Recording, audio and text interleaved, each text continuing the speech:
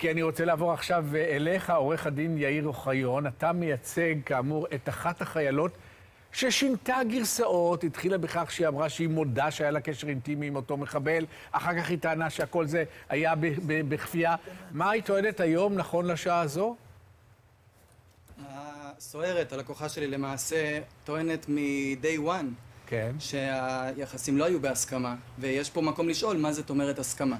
אם עכשיו יש הודעות בין שני אנשים, אבל אתה יודע שהוא מגלה שיש רקע של איומים והפעלת לחץ, ומשם נבוא ההודעות, אני לא חושב שאפשר לקרוא לזה הסכמה, ואני כן יכול להגיד לך... אבל היא הודתה בחקירה הראשונה, אחר כך היא שינתה את גרסתה.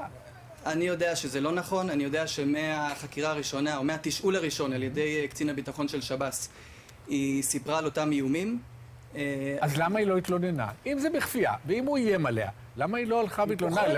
למשל, למה היא לא סיפרה מיד שיש לו טלפון נייד, שזה דבר שהוא אסור, והוא סימס לבו? אמנון, זה ילדה, היא מפחדת, יש לך אסירים בשב"ס, לא אסירים, סוהרים בשב"ס ותיקים, שמואיימים על ידי ראשי ארגוני פשיעה, אז אתה לוקח ילדה בת 18 מול הארכי רוצחים האלה, נו ברצינות. כן, זה העניין, היא פחדה? אני מסכים, כן, ואני מצטרף לדברים. היה פה, א', את הפחד המובנה, ומעבר לכך, אני רוצה להזכיר שהוא איים עליה, והיא הייתה במצב שהיא בין הפטיש לסדן.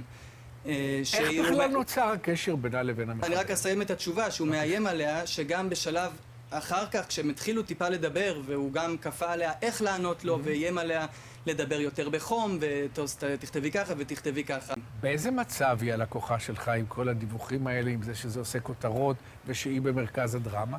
היא במצב קשה מאוד, אפשר גם להבין את זה.